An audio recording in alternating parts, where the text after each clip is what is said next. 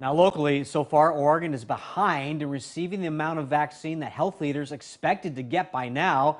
We want to know more about what this means. And we're checking in with our Lisa Balick and looking into why exactly there's a delay going on, even though it's called Operation Warp Speed. It's going a bit slowly so far. She joins us live from South Portland with what she found out today. Lisa?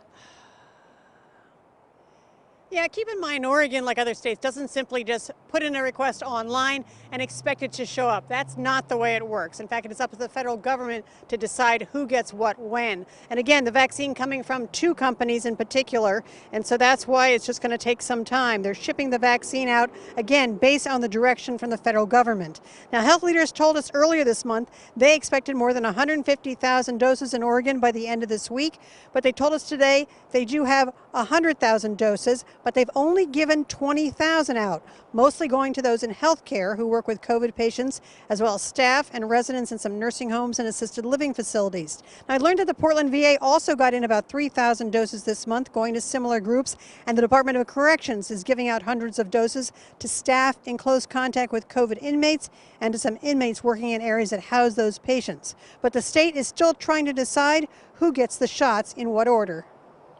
We have assembled a vaccine advisory committee to be making determinations on really what are the next steps. That vaccine advisory committee will begin meeting next week, I guess it is.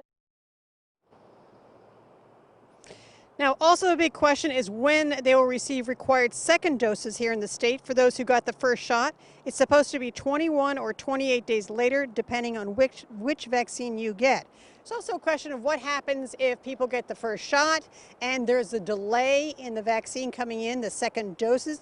I'll have more on that coming up tonight at 5, as well as more information about why only 20,000 have been. They say they have about 100,000 doses. That's tonight at 5. Live in South Portland, Lisa Balick, KOIN 6 News.